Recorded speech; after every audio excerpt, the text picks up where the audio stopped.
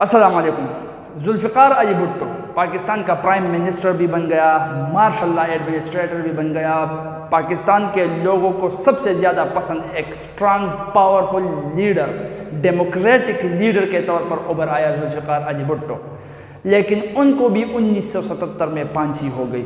जुल्फ़िकार अली भुट्टो फांसी क्यों हुआ? जुल्फ़िकार अली भुट्टो गरीब लोगों को इतना पसंद क्यों था? जुल्फ़िकार अली भुट्टो को तफसील से जानेंगे 3 स्लाइड्स के अंदर।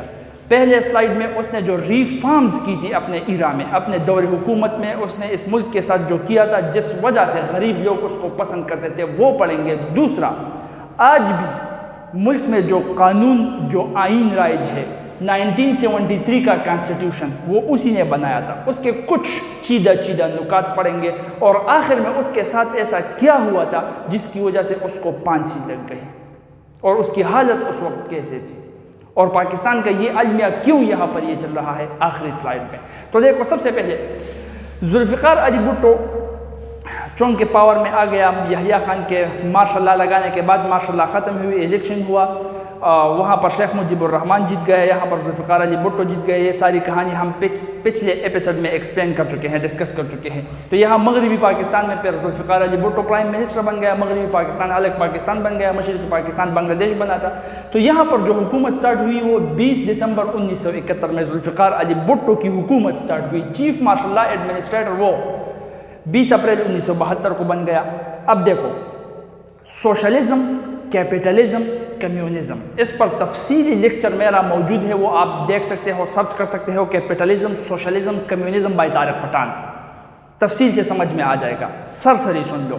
कैपिटलिज्म उस सिस्टम को कहते हैं जिसमें अमीर और अमीर हो जाता है और गरीब और गरीब हो जाता है, गरीब का इस्तेहसाल होता है।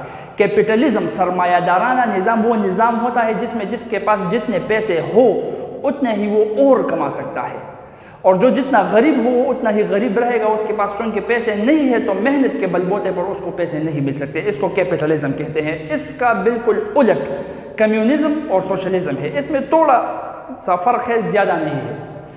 तो उसमें होता यूँ है कि हुकूमत सारे निज़ाम को कंट्रोल में ले लेती है और इन्वेस्टमेंट प्राइवेट लोगों के हाथों में नहीं होती। सो जो शख्स जितना मेहनत करता है उसके मेहनत के मुताबिक उसको पैसे मिलते हैं, पैसों के इन्वेस्टमेंट के मुताबिक नहीं, उसके मेहनत के मुताबिक। इसको हम सोशलिज्म कहते हैं। ये मैंने आपको सरसरी बताया, डिटेल के लिए आप वो लेक्चर देख सकते हैं। तो जुल्फ़िकार अली भुट्टो का नज़रिया ही यही था। उसने सरमायादाराना निज़ाम ख़त्म किया और सोशलिज्म लाया। वो सोशलिज्म लाना चाहता था, इसलिए गरीब लोगों को वो पसंद था। रिफॉर्म्स भी देखो किस तरह से उसने किए। रिफॉर्म्स को देखो, 3 किस्म के रिफॉर्म्स हम पढ़ेंगे। इक़्तिसादी निज़ाम में, मतलब मालियाती तौर पर इस मुल्क के साथ उसने क्या भलाई की। ज़राती तौर पर एग्रीकल्चर रिफॉर्म्स उसने क्या किए, और मज़दूर के लिए क्या किया। सबसे पहले इक़्तिसादी मालियाती तौर पर इस स्टेट के लिए उसने सब्सिडीज़, स्टेट के लोगों के लिए सब्सिडीज़ अनाउंस की। सब्सिडी क्या कहते हैं? रियायत को। हम जो चीज़ें हम ख़रीदते हैं, फॉर एग्ज़ाम्पल पेट्रोल ख़रीदता हूँ मैं, पेट्रोल की कीमत है फ़ी लीटर आज 272 रुपये। तो हुकूमत गरीब लोगों के लिए इसमें रियायत अनाउंस करती है कि 272 नहीं, 200 रुपये में फ़ी लीटर एक गरीब को मिलेगा। 72 रुपये हुकूमत अपने साइड से अदा करेगी।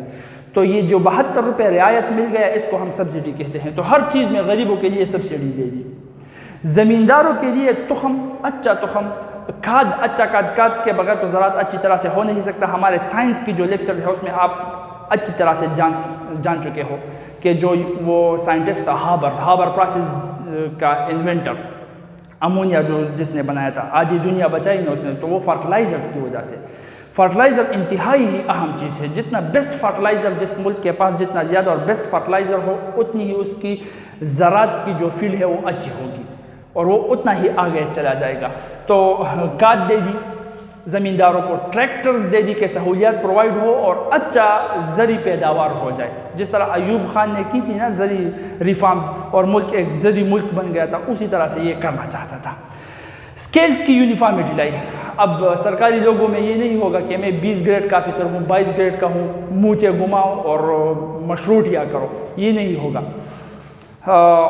सारे सरकारी मुलाजिमीन एक स्केल के होंगे, बराबर स्केल, यूनिफॉर्मिटी ऑफ स्केल होगा। अपना एक नज़रिया था उसका। लोन फैसिलिटी दे दी कि कर्ज मिलेगा हर एक को आसानी के साथ, ताकि वो इन्वेस्टमेंट कर सके, कारोबार कोई छोटा मोटा कारोबार SMEs वगैरह ये रन कर सके। फ़ी एग्जेम्पशन, जो गरीब स्टूडेंट्स थे उसके लिए जो फीस था वो माफ़ कर दिया गया ताकि वो तालीम अच्छी तरह से हासिल कर सके। और जो लोग सरकारी मुलाजिम मरते थे तो उनका पेंशन अब उनके बीवियों को जो ज़िंदा है उनको मिलेगा। तो ये एक इक़्तिसादी तौर पर जो रिफॉर्म्स थी मुल्क के अंदर गरीब लोगों के लिए, उसने अच्छा एक स्टेप उठाया था।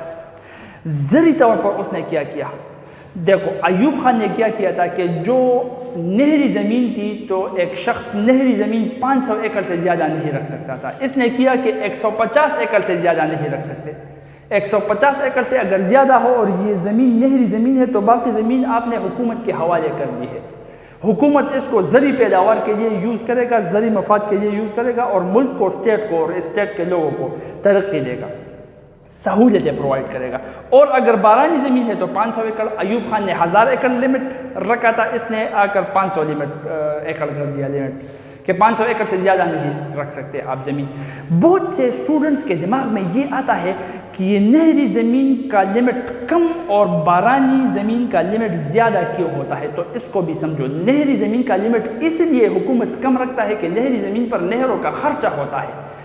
जाहिर सी बात है उस ज़मीन को पानी नहरी सिस्टम से मिलता है और नहरी सिस्टम को बरकरार रखने के लिए हुकूमत का खर्चा आता है, तो इतना खर्चा तो हुकूमत कर नहीं सकता आम शख्स के लिए, तो इसलिए इसकी लिमिट को कम कर दिया जाता है। एक्स्ट्रा ज़मीन हुकूमत अपने हवाले कर देती है और फिर नहरी जो सिस्टम है, नहरी निज़ाम उसको प्रोवाइड कर देता है, तो हुकूमत के कंट्रोल में सब कुछ आ जाता है। ये तो वैसे भी कुदरती बारानी ज़मीन है, कुदरती बारिश से ये इसको पानी मिलता है, तो ये बंदा फिर ज़्यादा रख सकता है, इसलिए इस बारानी ज़मीन की जो लिमिट होती है वो ज़्यादा होती है। ठीक है, तो ज़री तौर पर जुल्फ़िकार अली भुट्टो ने ये किया। फिर मज़दूर के लिए क्या किया, सबसे पहले मज़दूर के जो कवानीन थे, जो हुकूक थे, मज़दूर का भी आप इस्तेहसाल नहीं कर सकते, इसकी एक ख़ास उजरत होगी, उससे कम उजरत कोई भी नहीं लेगा।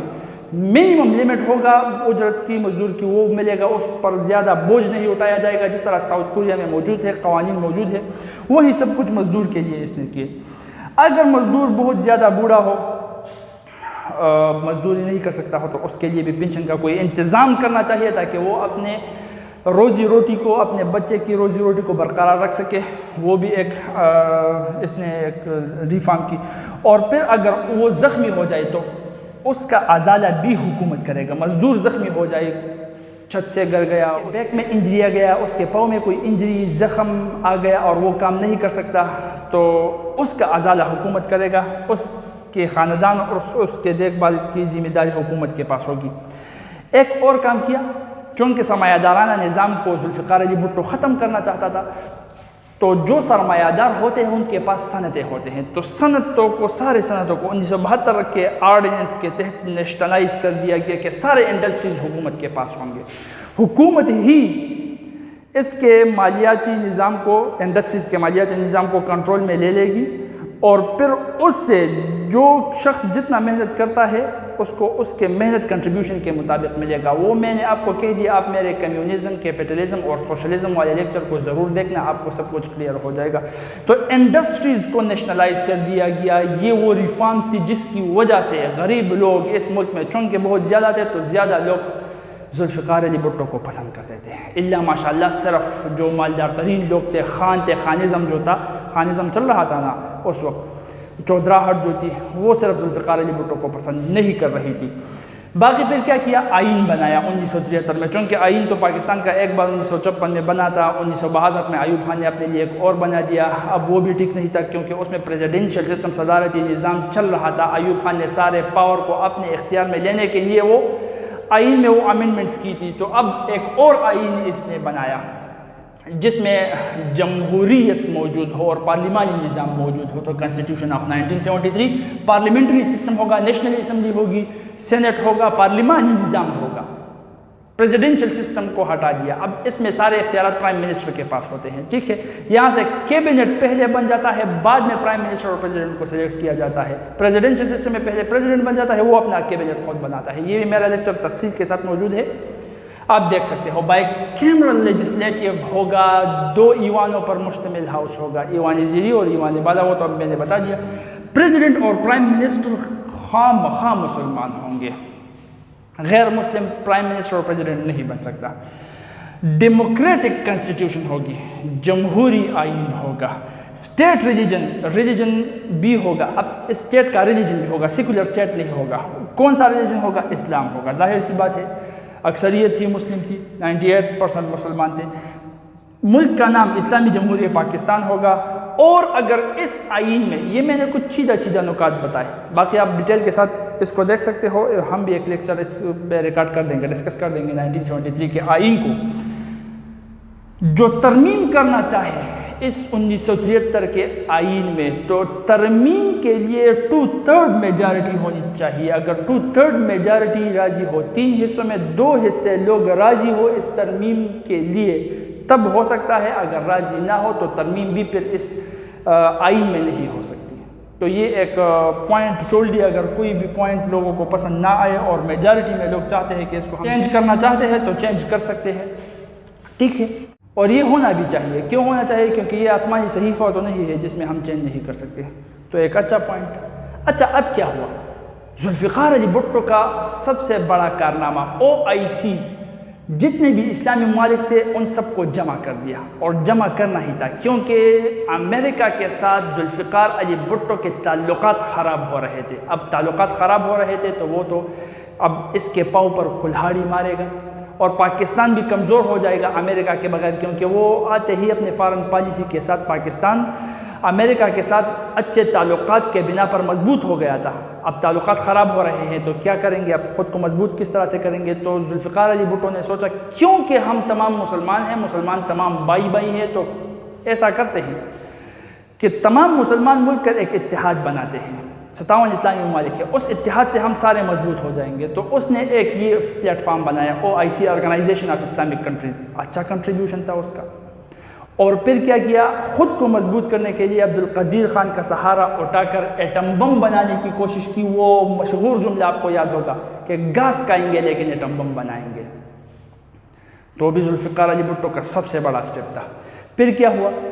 इन सारी बातों की वजह से लोगों को जुल्फ़िकार अली भुट्टो से इश्क हो गया। ज़्यादातर लोग जो गरीब थे चूँकि, तो उनको जुल्फ़िकार अली भुट्टो पसंद आ गया। 1977 में हुए इलेक्शन, 7 मार्च 1977 को इलेक्शन हुए।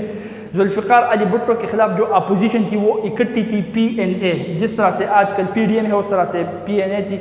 और पीपल पार्टी, जुल्फ़िकार अली भुट्टो अकेला था, लेकिन फिर भी अकेला बंदा बहुत ज़्यादा भारी पड़ गया इन पर, बहुत ज़्यादा भारी। और जुल्फ़िकार अली भुट्टो जीत गया। जैसे ही जुल्फ़िकार अली भुट्टो जीत गया तो PNA ने मुल्क के अंदर फसादात करना शुरू कर दी कि ये धांधली हुई है, यहाँ पर धांधली हुई है।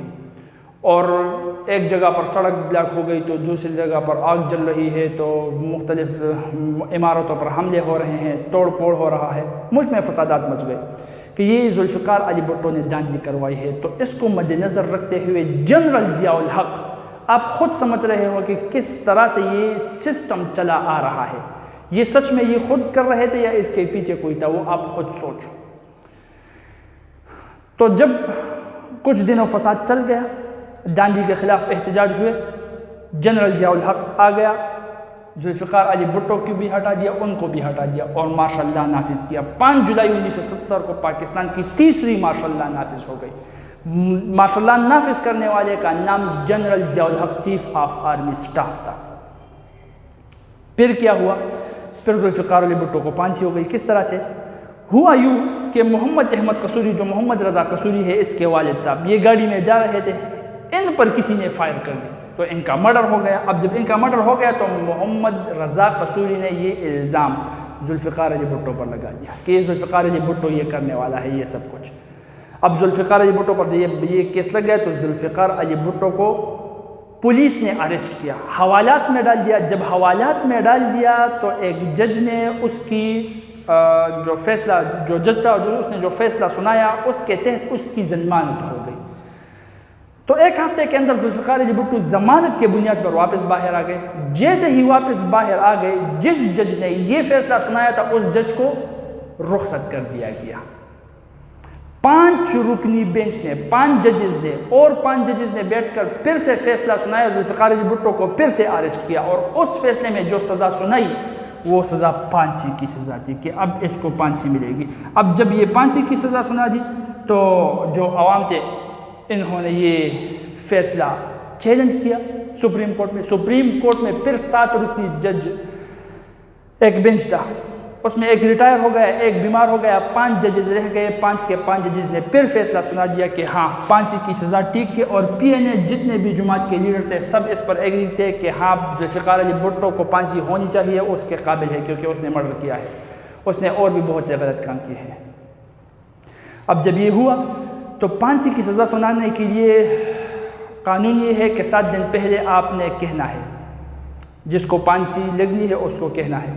3 या 2 दिन पहले इसको सज़ा सुना दी गई और 2-3 दिन के अंदर ही इसको फांसी भी जुल्फ़िकार अली भुट्टो को दे दी गई। जो जेलर था उसका इंटरव्यू रिकॉर्डेड है, वो आप देख सकते हो। वो इशारों में वो ख़ुद बताता है कि जुल्फ़िकार अली भुट्टो को मैंने इशारा किया, जब 7 घंटे उसके फांसी को रह गए तो मैंने इशारा किया यूँ कि आपके फांसी को 7 घंटे रह गए हैं। तो जुल्फ़िकार अली भुट्टो समझा कि ये 7 दिन की बात कर रहा है, तो उसने कह दिया कि 7 दिन नहीं, मैंने कहा कि आज 7 घंटे। तो जुल्फ़िकार अली भुट्टो की हालत गैर सी हो गई और वो ये भी कहता है कि जुल्फ़िकार अली भुट्टो को यूँ लग रहा था अपने आखिरी वक्त तक कि ये फांसी मुझको नहीं होने वाली, ये गेम चल रहा है मुझे पॉलिटिक्स से हटाने के लिए। आखिर वक्त में उसको यकीन आ गया कि मुझको तो सच में फांसी होने वाली है। भूख हड़ताल भी उसने की थी, उसकी हालत गैर थी। फांसी घाट तक ले जाने के लिए जब उनको फांसी घाट तक ले जा रहे थे उसके लिए फ़ौजी जवान तैनात हुए, सिक्योरिटी प्रोवाइड हुई और जुल्फ़िकार अली भुट्टो की हालत ऐसी थी कि उसके मुंह से कुछ अल्फाज निकल रहे थे लेकिन लोग नहीं समझ रहे थे कि ये क्या हो रहा है। और वही उनको फिर फांसी मिल गई। जुल्फ़िकार अली भुट्टो को रुखसत कर दिया गया। लोग बहुत खफा थे। लेकिन देखो मैं आपको एक बात बताता हूँ, जुल्फ़िकार अली भुट्टो सच है कि वो बहुत एक अच्छा लीडर था, लेकिन उसने जो किया था वही उसके साथ हुआ। जो करोगे जो बोओगे वो काटोगे। As you sow so shall you reap, एक प्रोवर्ब है ना। देखो एक बंदा था, उसको राह चलते हुए एक आईफोन मिल गया तो उसने उठा लिया, फ्री में आईफोन मिल गया। अब उसके दोस्त उसके साथ देखने लगे कि इसके बंदे के साथ तो आईफोन है, तो 1 हफ्ते बाद वही आईफोन चोरी हो गया। तो दोस्तों ने पूछा कि वो आईफोन कहाँ चला गया, तो इसने कह दिया कि आईफोन मैंने बेच दिया। दोस्त ने पूछा कितने कीमत पर, तो जवाब था इसका कि जितने पर ख़रीदा था उतने पर बेच दिया। तो पाकिस्तान में भी कुछ ऐसा सिस्टम चल रहा है, जिस तरह से बंदा पावर में आ जाता है उसी तरह से वापस चला जाता है और दूसरा बंदा पावर में आ जाता है। लेकिन ये हुक्मरान सबक सीखने वाले नहीं है। देखो ना, सिकंदर मिर्ज़ा ने, अयूब खान ने सिकंदर मिर्ज़ा का सपोर्ट किया, सिकंदर मिर्ज़ा इसको ऊपर ले गया, सिकंदर मिर्ज़ा को उसी ने कचल दिया। अयूब खान ने भुट्टो को ऊपर लाया, भुट्टो ने अयूब खान को कचल दिया। भुट्टो उसी तरह से पावर में आ गया। भुट्टो ने अयूब खान के साथ जो कुछ किया वही कुछ शेख मुजीबुर रहमान के साथ किया। भुट्टो यहया खान को ऊपर लेके आए, यहया खान और भुट्टो तो मिले हुए थे। भुट्टो ज़ियाउल हक को ऊपर लेके आए और ज़ियाउल हक ने भुट्टो को कचल दिया। फिर ज़ियाउल हक के साथ भी जो हुआ आपके सामने है। मुशर्रफ को नवाज शरीफ को ऊपर लेके आया तो नवाज शरीफ, देखो वो है ना, एक तारीख़ुल खुलफ़ा में रिकॉर्डेड है, तारीख़ुल खुलफ़ा में लिखा है कि जब हुसैन इब्न अली, कहाँ पर, यहाँ पर अब जगह भी नहीं है, बता देता हूँ। हुसैन इब्न अली, हज़रत अली रज़ी अल्लाह ताला अन्हु का बेटा हुसैन, करबला में जो शहीद हुए थे, उसका सर कूफे के गवर्नर उबैदुल्लाह इब्न ज़ियाद को तख्त में पेश किया गया। आपको पता है कुछ अरसे बाद उसी तख्त पर मुख्तार सक़फ़ी बैठा था और उसी उबैदुल्लाह इब्न ज़ियाद का सर काट कर उसको तख्त में पेश किया गया था। और फिर उसी कोफे के तख्त पर कुछ अरसे बाद मसअब बिन ज़ुबैर, अब्दुल्लाह इब्न ज़ुबैर का बेटा था और मुख्तार सक़फ़ी का सर तख्त में उनको पेश किया गया था। और कुछ अरसे बाद उसी तख्त पर अब्दुल मलिक इब्न मरवान बैठा था और मसअब बिन ज़ुबैर का सर तख्त में उसको पेश किया गया। ये एक सीरीज़ जो चलता है ना ताकत के गेम में, उसमें होता ही है, एक दूसरे को धोखा देता रहता है। मुसलमानों का भी ये हाल हो गया इस्लामी जमहूरियत पाकिस्तान के अंदर, जो जिस तरह से ख़ुद को पावर में ले आता है उसी तरह से वापस चला जाता है। सबक ही नहीं सीखते, लेकिन जैसे करनी वैसी बनी। इसके बाद आ गया जनरल ज़ियाउल हक़। जनरल ज़ियाउल हक़ ने भी इस्लामी हुदूद नाफिज किए, इस्लाम के नाम पर उसने इस मुल्क में बहुत कुछ किया। जनरल ज़ियाउल हक़ को भी कुछ लोग बहुत ज़्यादा पसंद करते थे, कुछ लोग नफ़रत करते थे। जनरल ज़ियाउल हक़ को भी 1988 में एक हवाई प्लेन में उड़ा दिया गया। ये क्या कहानी है, इसको नेक्स्ट एपिसोड में इंशाल्लाह जानेंगे। जज़ाकल्लाह।